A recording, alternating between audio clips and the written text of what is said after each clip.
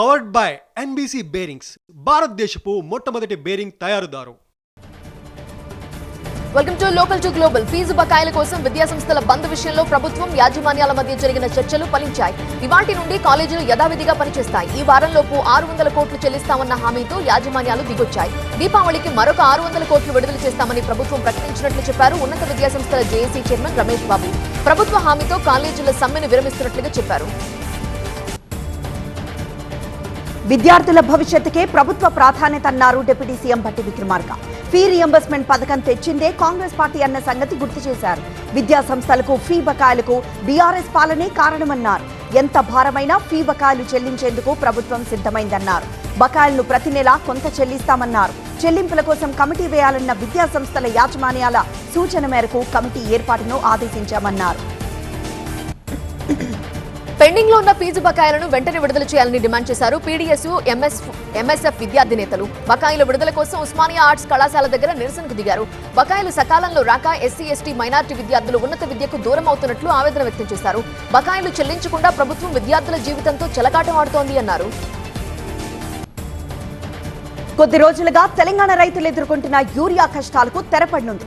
మంత్రి తుమ్మల వినతితో రాష్ట్రానికి అదనంగా 40,000 మెట్రిక్ టన్నుల యూరియా కేటాయించింది కేంద్రం.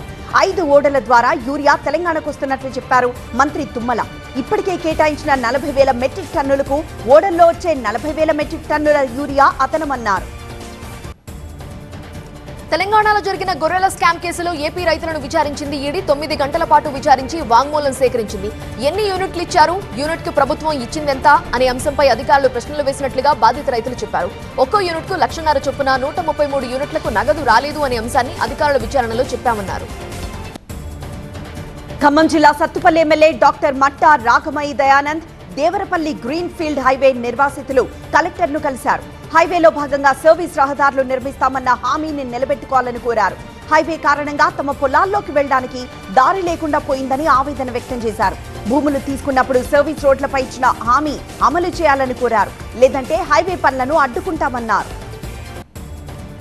శ్రీకాకుళం జిల్లా పలాస నియోజకవర్గంలో కార్గో ఎయిర్పోర్ట్ పేరుతో ప్రజల ఆస్తులు కార్పొరేట్లకు కట్టబెడుతున్నారని ఆరోపించారు సిపిఎం నేత గోవిందరావు. ప్రజల ఆస్తులను కేంద్ర మంత్రి రామ్మోహన్ నాయుడు కార్పొరేట్లకు అప్పగించేందుకు పూనుకున్నాడని ఆరోపించారు. తమ ఆరోపణలపై మంత్రి సమాధానం చెప్పాలని డిమాండ్ చేశారు. మందస మండలం బాహడపల్లిలో జరిగిన భేటీలో మాట్లాడారు. కార్గో ఎయిర్పోర్ట్ పేరుతో దోపిడీ చేస్తే ప్రతిఘటన తప్పదు అని హెచ్చరించారు. ఈ నెల 17న కేంద్ర మంత్రి నిర్మలా సీతారామన్ విశాఖలో పర్యటిస్తారు. జీఎస్టీ సంస్కరణలపై ఏర్పాటు చేసిన అవగాహన కార్యక్రమానికి హాజరై ప్రసంగిస్తారు. స్వస్థ్ నారీ సశక్త్ పరివార్ అభిమాన్ పేరుతో జరిగే సదస్సుకు కేంద్ర మంత్రితో పాటు సీఎం చంద్రబాబు సహా ఉన్నతాధికారులు హాజరవుతారు. కొత్తగా తెచ్చిన సంస్కరణలు, వాటి ఫలితాలపై సదస్సులో ప్రస్తావిస్తారు నిర్మల. జనగామ జిల్లా స్టేషన్ ఘన్పూర్ రాజకీయం రంజుగా మారింది. కడియం వర్సెస్ రాజయ్య అన్నట్టుగా మారింది వ్యవహారం. కడియం రాజీనామా చేయాలంటూ పాదయాత్ర ప్రారంభించారు రాజయ్య. మరోవైపు కడియం దిష్టిబొమ్మ దహనానికి బీఆర్ఎస్ శ్రేణులు యత్నించాయి. కేంద్ర మంత్రి బండి సంజయ్ పై కేటీఆర్ పరువు నష్టం దావా దాఖలు చేశారు. హైదరాబాద్ సిటీ సివిల్ కోర్టులో పిటిషన్ వేశారు. ఫోన్ ట్యాపింగ్ వ్యవహారంలో బండి సంజయ్ పై పరువు నష్టం దావా వేస్తానని గతంలో ప్రకటించిన కేటీఆర్ ఆయనపై 10 కోట్లకు దావా వేశారు. కేటీఆర్ వేసిన పరువు నష్టం దావాను న్యాయపరంగా ఎదుర్కొంటామన్నారు కేంద్ర మంత్రి బండి సంజయ్. కేటీఆర్ లా తాను బెదిరింపుల కోసం దావాలు వేయను అన్నారు. విమర్శలను రాజకీయంగా ఎదుర్కొంటా అన్నారు. చిప్లా నోటిఫికేషన్ పై అభ్యంతరాలకు గడువు ముగిసింది. హెచ్ఎండిఏ నోటిఫికేషన్ పై అభ్యంతరాలు చెప్పేందుకు చివరి రోజు కావడంతో హైదరాబాద్ అమీర్పేటలోని హెచ్ఎండిఏ కార్యాలయానికి రైతులు క్యూ కట్టారు.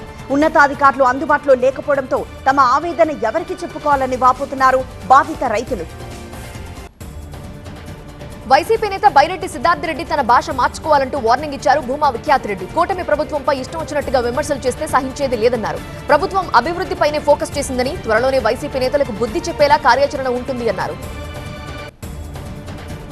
అల్లూరి జిల్లాలో హైడ్రో పవర్ ప్రాజెక్టుకు వ్యతిరేకంగా పోరుబాటు పట్టారు గిరిజనులు.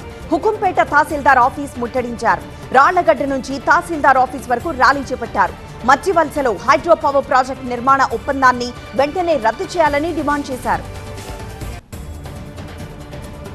ఏపీ మెగా డిఎస్సీ తుది ఎంపిక జాబితా విడుదలైంది. డిఎస్సీ అధికారిక వెబ్సైట్ లో తుది జాబితా ప్రకటించారు. 16,347 పోస్టులకు భర్తీ ప్రక్రియ పూర్తయింది. మెగా డిఎస్సీ వాగ్దానం నెరవేరింది అన్నారు మంత్రి నారా లోకేష్. ఈ మైలురాయి బాధ్యతను మరింత పెంచింది అన్నారు. నిజామాబాద్ జిల్లా ఏర్గట్ల మండలం తాళ్లరాంపూర్లో ఉద్రిక్తత చెలరేగింది. గ్రామంలో ఈత చెట్ల నరికివేతపై పోలీసులకు ఫిర్యాదు చేసిన గీత కార్మికులపై వీడీసీ సభ్యులు దాడికి తెగబడ్డారు. ఈ దాడుల్లో పలువురికి గాయాలయ్యాయి. ప్రాణభయంతో దాడుల నుంచి తప్పించుకొని సంఘం భవనంలో తలదాచుకున్నారు గీత కార్మికులు. సమాచారం అందుకున్న పోలీసులు గ్రామంలో పరిస్థితిని చక్కదిద్దారు. నెల్లూరు జిల్లా పెన్నా నదిలో చిక్కుకున్న యువకులను బయటకు తీసుకొచ్చాయి సహాయక బృందాలు. పేకాట కోసం వెళ్లి వరదలో చిక్కుకున్న వారిలో నిన్న 3 బయటకు తీసుకొచ్చారు. రాత్రంతా శ్రమించి మరొక 15 మందిని కాపాడారు. సహాయక చర్యలను మంత్రి నారాయణ పర్యవేక్షించారు. నంద్యాల జిల్లా పగిడ్యాల మండలం నెహ్రూ నగర్ 1వ సచివాలయ సిబ్బంది నిర్లక్ష్యం పరాకాష్ఠకు చేరింది. విధులు పూర్తి చేసుకున్న అనంతరం ఆఫీస్కు తాళం కూడా వేయకుండా వెళ్లిపోయారు. గమనించిన గ్రామస్తులు వెంటనే అధికారులకు సమాచారం ఇచ్చారు. రాత్రి 10 గంటల తర్వాత తలారి ద్వారా ఆఫీస్కు తాళం వేయించారు. విలువైన పత్రాలున్న సంగతి తెలిసి కూడా సిబ్బంది నిర్లక్ష్యంగా ఉండడంపై గ్రామస్తులు ఆగ్రహం వ్యక్తం చేస్తున్నారు. తెలుగు రాష్ట్రాల ప్రభుత్వాలు దసరా సెలవులను ప్రకటించాయి. ఈ నెల 24 నుంచి అక్టోబర్ 2 వరకు సెలవులు ప్రకటించారు. తెలంగాణలో ఈ నెల 22 నుండి అక్టోబర్ 3 వరకు సెలవులు ప్రకటించారు. సెలవులపై ఇప్పటికే విద్యాశాఖ ఉత్తర్వులు జారీ చేసింది. క్రైస్తవ విద్యాసంస్థలకు మాత్రం ఈ నెల సెప్టెంబర్ 27 నుంచి అక్టోబర్ 2 వరకు సెలవులు ప్రకటించారు. శ్రీశైలం మహాక్షేత్రం కార్తీక మాసోత్సవాలకు రెడీ అవుతోంది. ఆలయ ఈఓ శ్రీనివాసరావు ఉత్సవాలపై సన్నాహక సమావేశం నిర్వహించారు. వచ్చే నెల 22 నుంచి నవంబర్ 21 వరకు ఉత్సవాలుంటాయన్నారు. ఉత్సవాల నేపథ్యంలో నెలంతా గర్భాలయంలో అభిషేకాలు ఆపేస్తున్నట్లు చెప్పారు. వేలాదిగా తరలివచ్చే భక్తులకు తగినట్లు ఏర్పాట్లు చేస్తున్నామన్నారు. కార్తీక మాసం ప్రతి సోమవారం లక్ష దీపోత్సవం పుష్కర హారతి ఉంటోందన్నారు. మేడ్చల్ జిల్లా దుండిగల్లో 2018 నాటి పోక్సో కేసులో నిందితుడికి ఫాస్ట్ ట్రాక్ కోర్టు జీవిత ఖైదు విధించింది. ప్రేమ పేరుతో బాలికపై లైంగిక దాడి చేశాడని ఆరోపణలు రుజువు కావడంతో శివకుమార్ అనే నిందితుడికి జీవిత ఖైదు విధించింది. జైలుతో పాటు మరొక 50,000 రూపాయల జరిమానా కూడా విధించింది. ఈ ఘటనలో బాధిత బాలిక మనస్తాపంతో చున్నీతో ఉరివేసుకుని చనిపోయింది. 7 ఏళ్ల సుదీర్ఘ విచారణ తర్వాత న్యాయం దక్కిందని చెప్తున్నారు బాలిక తల్లిదండ్రులు. మహబూబ్ నగర్ అంబేద్కర్ చౌరస్తాలో ఓ ఆటో డ్రైవర్ తన కుటుంబంతో కలిసి ఆత్మహత్యకు ప్రయత్నించాడు. భార్య 3 పిల్లలతో కలిసి ఆటోపై పెట్రోల్ పోసి నిప్పంటించాడు. గమనించిన స్థానికులు సకాలంలో అడ్డుకొని వారి ప్రాణాలు కాపాడారు. ఓ భూ వివాదంలో తమకు అన్యాయం జరిగిందన్న మనస్తాపంతో ఆత్మహత్యకు ప్రయత్నించినట్లు చెబుతున్నారు. సత్యసాయి జిల్లా గోరంట్లలో అంతరాష్ట్ర దొంగలను అరెస్ట్ చేశారు పోలీసులు. వారి నుంచి 7.5 లక్షల నగదు, ఓ కారు స్వాధీనం చేసుకున్నారు. నెల క్రితం జరిగిన చోరీని సవాల్గా తీసుకున్న పోలీసులు తనిఖీలు ముమ్మరం చేశారు. పాలసముద్రం దగ్గర అనుమానాస్పదంగా తిరుగుతున్న 6గురిని అదుపులోకి తీసుకున్నారు. నిందితులు ఇప్పటి వరకు 13 లక్షల నగదు చోరీ చేసినట్లు డీఎస్పీ నర్సింగప్ప చెప్పారు. తగ్గినట్టే తగ్గి మళ్లీ పెరుగుతున్నాయి బంగారం, వెండి ధరలు. హైదరాబాద్ లో 24 క్యారెట్ల 10 గ్రాముల బంగారం 1,13,060 రూపాయలు.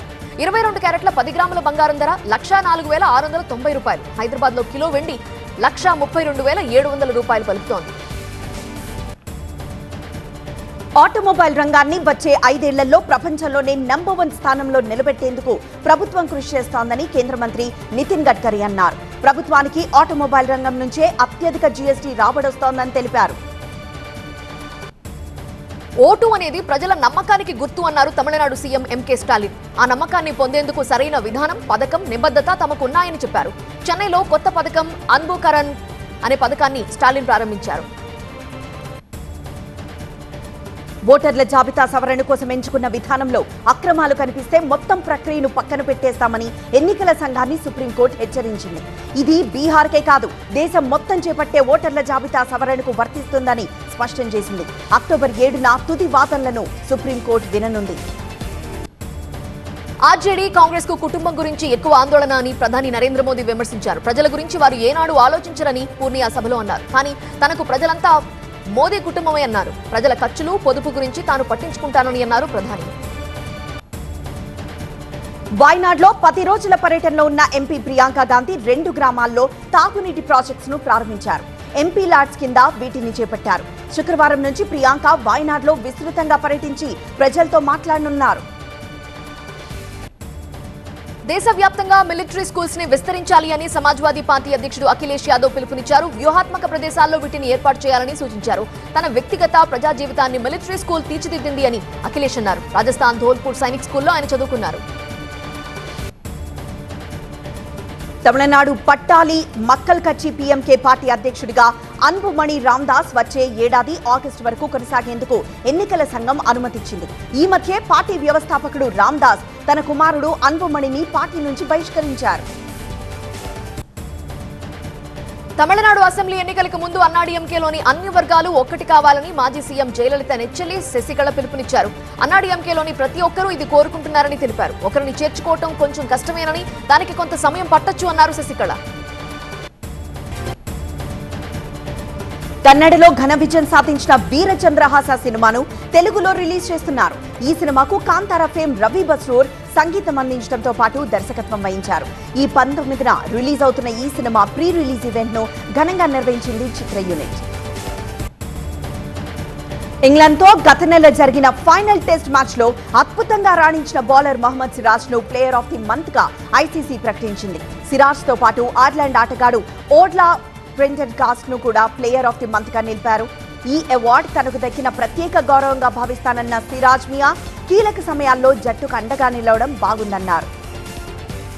పవర్డ్ బై ఎన్బీసీ బేరింగ్స్, భారతదేశపు మొట్టమొదటి బేరింగ్ తయారుదారు.